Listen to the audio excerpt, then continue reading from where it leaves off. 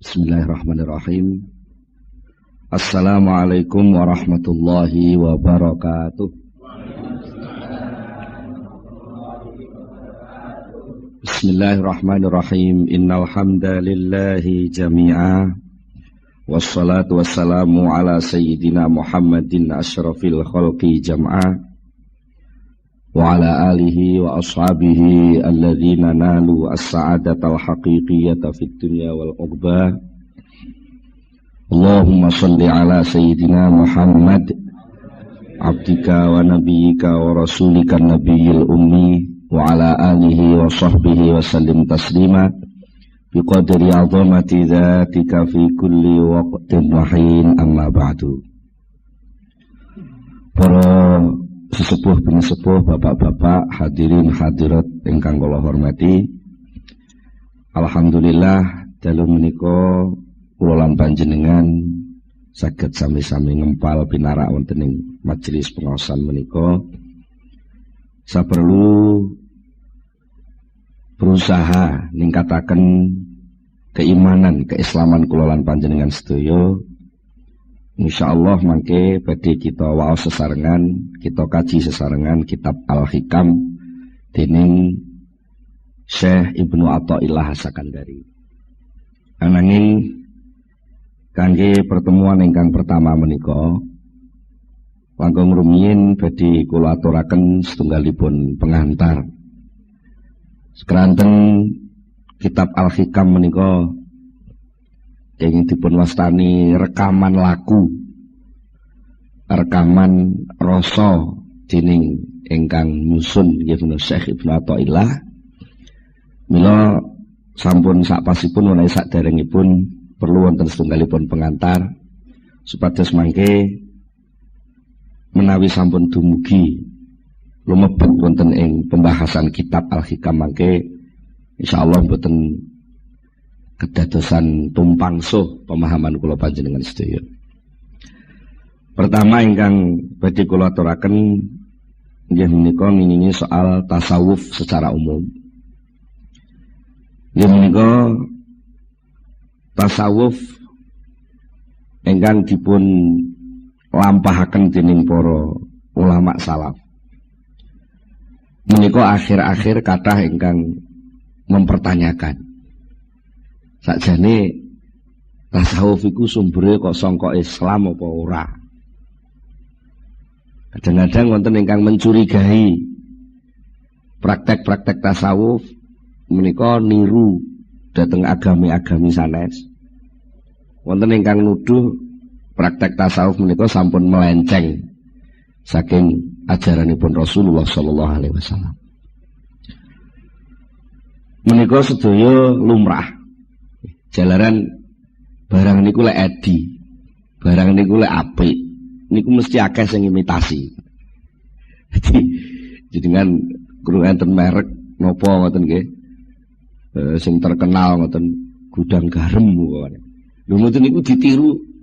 Bungkuse mon nggih niru ben kaya gudang garam. Mungkin enten merek napa mesti enten sing niru lah. Ketika orang meneliti ketepaan sing diteliti niku sing pasing imitasi niku terus nyimpulke oh lek ngono tasawuf niku melenceng. Mergo ketepaan tasawuf sing imitasi. Niku kathah kasus ngoten niku. Mila saking menika perlu sepindah kula panjenengan mempelajari tasawuf niku ngangge napa? Napa tah mempelajari tasawuf niku ngangge kekuatan ilmu dalam arti pengetahuan, dudu ilmu pangrasa nggih, pengetahuan sing niku biasane ngangge alat pengamatan, observasi, terus enten hipotesa macem-macem. Napa tah ngangge kekuatan batasan-batasan hukum akal, sing akal niku selalu bertanya-tanya tentang sebab dan akibat.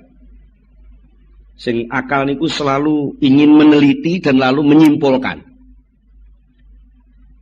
Menggunakan beberapa term bahasane wong sakniki.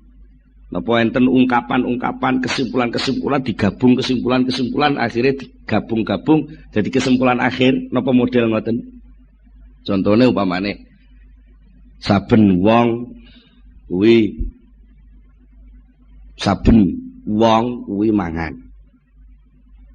Saben wong niku mangan.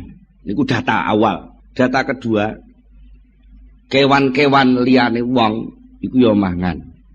Terus disimpulno, lek ngono wong iku padha karo kewan lah. Kesimpulan wong padha karo kewan. Niki jenenge hasil analisa akal. Menawi bahan awalnya pun melenceng dan cara menyimpulkannya sudah salah, maka kesimpulannya pun terjadi kesimpulan yang salah. Napa tasawuf niku ajeng dibahas kangge cara niku.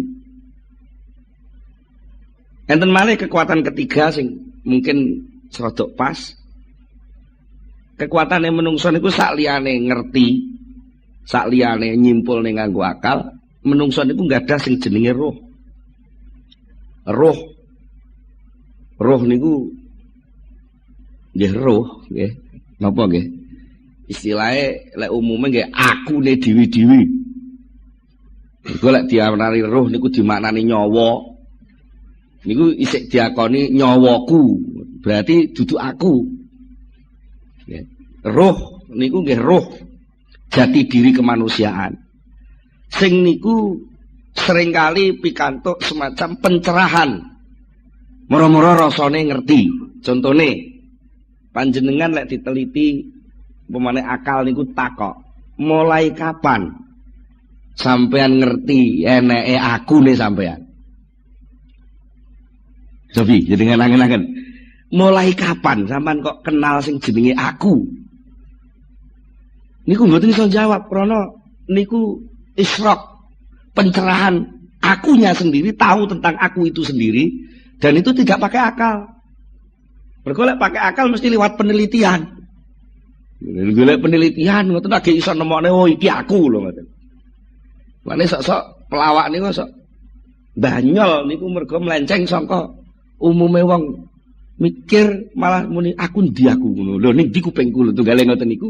Niku krana niku sesuatu sing pun isyraq sing pun jelas ora usah digoleki wis enek. Aku niku lah. Niku sing nampa pengertian tentang onoe aku niku wau jenenge roh. Prosesnya pakai isyraq utawi ilham. Saterusipun menawi kala wau sampun kita bicara nggih masalah ilmu dalam arti pengetahuan. Jenis ilmu sedudu ilmu jurus, sedudu ilmu 8 dewa. Jenis ilmu niku maksudnya ilmu niku pengetahuan. Pengetahuan, tahu. Menawi kula panjenengan sedaya pengen nglebeti ilmu tasawuf dalam arti tanda kutip alam tasawuf itu sendiri menggunakan ilmu atau menggunakan pengetahuan, maka yang namanya pengamatan tahu itu sendiri, tahu itu hanya bisa mengamati kulit dan penampilan bentuk saja. Akhirnya enten sing nun sewu kebliduk tasawuf iku ya lek wong gelem nganggo sarung serodok kumel, klambine nglinting, ambune ora patek wangi, kupluke nyadam mabang suwe ora tau ganti, nggih. Sarungan ngisor dengkul. Niku jenenge bentuk penampilan lahir. Terus niku diarteni ya iku tasawuf, mesti kebujuk. Ya niku tasawuf niku duduk niku. Tasawuf niku duduk wong sing nganggo sarung sing elek-elek terus moh numpak sepeda motor mlaku terus. Niku mboten niku tasawuf. Walaupun mungkin nanti ada beberapa suatu keadaan si murid tasawuf itu kadang-kadang karena suatu pelajaran dia harus melakukan hal seperti itu dan itu tidak selamanya. Mungkin melalui proses itu juga bisa. Tapi bukan itu tasawuf. Nah, niku bahayane ngoten nek kula jenengan nyimpulne apa-apa mung sekedar delok jarene, kabare terus niku mengke mesti kebliduk. Ini ibaratnya mung kaya wong delok ceritane ketoprak nglakokne Sunan Kalijaga dan mergo ndelok ini ndelok tampilan, tidak ndelok Sunan Kalijaga. Akhirnya ngertine mung bentuk wadah sing ditampilno pemeran Sunan Kalijaga niku terus kebliduk. Ya iku lho Sunan Kalijaga. Padahal itu hanya pemeran Sunan Kalijaga. Iku bahayane wong sing mengamati tasawuf ngangge pengetahuan. Lajeng enten malih sing mengamati tasawuf ngangge akal. Artinya akal niku pakai hukum akal, logika. Pakai kias. Damel napa? Hukum-hukum logika untuk menyimpulkan suatu kesimpulan. Mergo nalikane kula panjenengan menggunakan akal untuk memasuki lautan tasawuf yang tak terbatas itu. Kalau kita memasuki taman-taman indahnya tasawuf, lalu kita menggunakan akal yang serba bertanya dan mesti letterlek saklek. Nek iki nek A mesti kesimpulannya B. Nek A gandeng karo B arep muncul jenenge C dan begitu seterusnya. Niku pol-polane pol kemampuan akal niku hanya mengamati materi lahir. Senajan materi lahir niku kenging tinggi bahan awal pemikiran akal niku piyambak. Contohnya niki ana biting siji, ana maneh biting maneh siji. Terus sampean amati disimpulke biting siji dijejer karo bitung siji kesimpulannya biting loro. Niku akhirnya terus dienggo pedoman senajan bitinge wis gak enek, akal pun mlaku dhewe. Siji ditambah siji mesti loro. Karena napa bahan awalnya keng materi. Lah mongko sing jeneng tasawuf itu bahan-bahan yang dipakai pemahamannya bukan material. Tapi langsung niku sesuatu yang gaib. Ya, sesuatu yang gaib, sesuatu sing begitu luas di alam awang-awang ibaratnya ngoten, sing tak terbatas. Niku lek ngangge akal akhirnya mengke cara wong ngoten pengen mengarungi seluruh dirgantara tapi piyambake namung ngiberno layangan ngoten tok. Napa nggih saged gayo? Mboten saged. Wong sing wis canggih ngangge napa kongkot mau iso rutuh nggih. Nggih to nggih. Ngenane lah ngoten. Pesawat paling canggih kongkot iso kecelakaan. Napa malih niki soal alam di balik alam kemanusiaan itu sendiri yang itu terkait erat dengan nurun nubuwah, cahaya kenabian. Alam wahyu, alam gaib. Alam inti manusia yang itu sendiri, manusia itu sendiri adalah rahasia Allah Subhanahu wa taala. Lek niku ajeng dipahami nganggo akal, maka yang terjadi adalah penyempitan persoalan manusia itu sendiri. Dan mula saking menika kangge memudahkan dos pundi supados kula panjenengan menika saged memahami tasawuf, ya ampun nganggo alat sing remeh-remeh. Begitu luasnya tasawuf, sing mampu saged ngrasakne tasawuf niku namung manahipun piyambak-piyambak. Mila mangke wonten ing kitab Al-Hikam. Insyaallah mangke badhe dipun paringi pinten-pinten penjelasan sing mungkin bertentangan kali kesimpulan akale wong umum. Kesimpulan akale wong umum sing salah niku dudu akale sakjane, tapi bahan sing dienggo nyimpulno niku lho kurang pas. Bahan sing dienggo nyimpulno niku kurang pas. Contoh niki contoh sing mbok menawi teng pengaosan sanes sering kula aturaken. Contone ngeten. Wong sing usahane sregep niku sing akeh sukses hasil dadi wong sugih. Ana wujudan jenenge usaha ikhtiar, ana akibat, ana sebab jenenge usaha, ana akibat jenenge sugih. Karena bahan niki akal nampa terus nyimpulno lek ngono muncule sugih kuwi sangka usaha. Karena akal niki namung ngerti niki.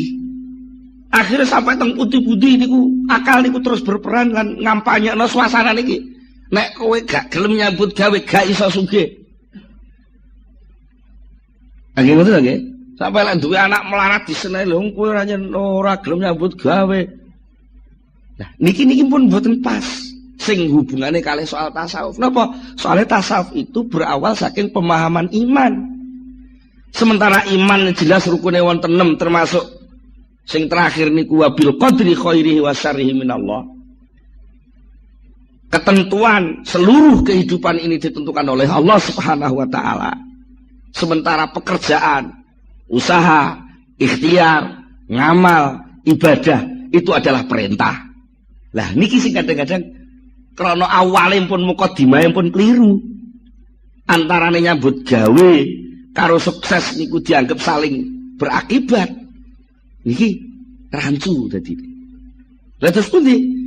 Akal iman mengatakan bahwa soal sukses tidak sukses, tekan rezeki niku pandum peparing saking Allah. Titik. Niki bahan awal.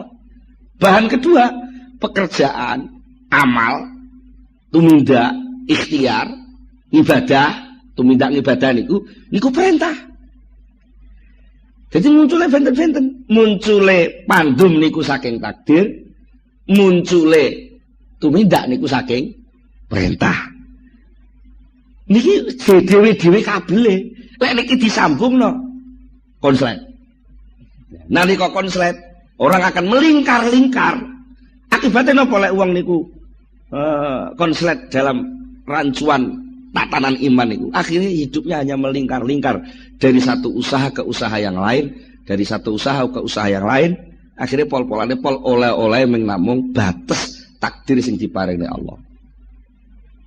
Mula saking menika nek kula panjenengan nampi nikmat niku jane mboten krana saking usaha. Mboten saking usaha. Soalnya lek endi usaha kok mesti hasil niku lek ngono ora nek wong gagal. Ya. Secara kenyataan kan pun salah tadi. Tapi ternyata akal niku karena kebujuk dening nafsu sing ngoyo pengen ngrebut takdir niku wau. Kadang-kadang kebliduk niku wau, melingkar-lingkar dari satu titik kerepotan ke kerepotan yang lain. Terus, sementara dia nggak akan dapat rasa tentrem sedikit pun. Mergo napa? Pada hakikatnya nurani, rohani kemanusiaan itu adalah sesuatu yang luas tak terbatas, sementara yang namanya akal itu punya rancangan yang sangat terbatas. Akibatnya malih nalika wong niku nuwun sewu kemlelet. Cara wong Blitar kemlelet, cara wong Jombang kemeletak. Kemeletak. Berusaha untuk membatasi, mengatur perilaku manusia dengan hasil akal. Maka yang terjadi adalah benturan-benturan sosial. Mergo wong niku enten malah unen-unen cara Blora Jawa Tengah siji silit siji anggit. Angger wong niku duwe pertimbangan sendiri-sendiri. Perilaku orang itu ditentukan oleh kemauannya sendiri-sendiri. Nah, akal itu punya penemuan sendiri-sendiri. Lah kok ada penemuan akal seseorang ingin mengikat orang lain, pasti terjadi kegagalan. Contohnya komunisme gagal. Kapitalisme gagal. Dia nota menungso lho nggih. Lek tujuane kapitalisme sing ingin menguasai mungkin bisa. Tapi lek ingin menentramkan kehidupan dengan model kapitalisme, sosialisme, itu semua akan gagal. Mergo napa? Manusia itu rahasia Allah. Karena rahasia Allah hanya bisa diselesaikan oleh aturan-aturan Allah itu sendiri. Jadi lek akale menungso kok ingin berusaha untuk mengikat perilaku manusia, niku jenenge akal sing terbatas ingin ngatur sesuatu yang tak terbatas. Tidak mungkin itu bisa selesai. Nah, terus apa hubungannya soal niki kalih tasawuf? Pada dasarnya tasawuf niku adalah mengajak orang untuk tunduk, sujud, membersihkan keinginan-keinginan jenggelek. Gitu, penak ngomong ngono. Kok jenggelek niku? Bahasa Indonesia ini jenggelek ini angel niku. Dikise sujud ya sudah sujud. Akalnya sujud kepada Allah. Fisiknya sujud menurut aturan Allah. perilakunya sujud menurut syariat Allah. Rohaninya sujud menerima seluruh keberadaan Allah. Lah niku mboten saged dipahami ngangge akal, mboten saged. Wong akal itu hanya mau bertanya dan dijawab. Akal itu hanya taunya sebab dan akibat. Sementara Allah itu bukan sebab dan Allah bukan akibat, tapi Allah itu pembuat sebab dan pembuat akibat. Lha napa nggih iso? Akal niku ngrasakno teori tasawuf. Ya. Kadang-kadang kok teori tasawuf. Akal niku kadang-kadang ngrasakno uripe dhewe bingung. Nuwun sewu, niki nuwun sewu. Jenengan kadang-kadang ngelih tau ngalami susah ning ra ro sebabe. Ngene, sering lagi. Akal niku akal bertanya-tanya itu. Jane nyapa to aku kok susah iki nyapa? Duit wis nyekel, bojo nyanding. Bojo wis nyanding, duit wis nyekel, pangkat wis dhuwur. Tapi apa gak susah iki jane? Sing tak susah iki apa? Kaki apa bingung nggih? Karena apa? Itu soal rohani, soal inti kemanusiaan. Mulane lajeng larinya kadang-kadang lari kepada materi lagi sehingga terjadi penurunan derajat kemanusiaan. Contohnya nalika piyambake jibeg karo sebabe, mergo wis dadi wong sukses. Asale ndek omahe ning desa, terus dadi artis urip ning kota, sembarang kalir keturutan. Mergo honore leh dadi artis niku wis cukup sak cukup-cukupe. Tapi apa enggak ada yang kurang? Mergo napa? Ora sujud. Karena sujud itu pada hakikatnya adalah watak dasar kemanusiaan itu sendiri. Ketika watak dasar itu enggak dilakukan, cara wadak ngoten keju.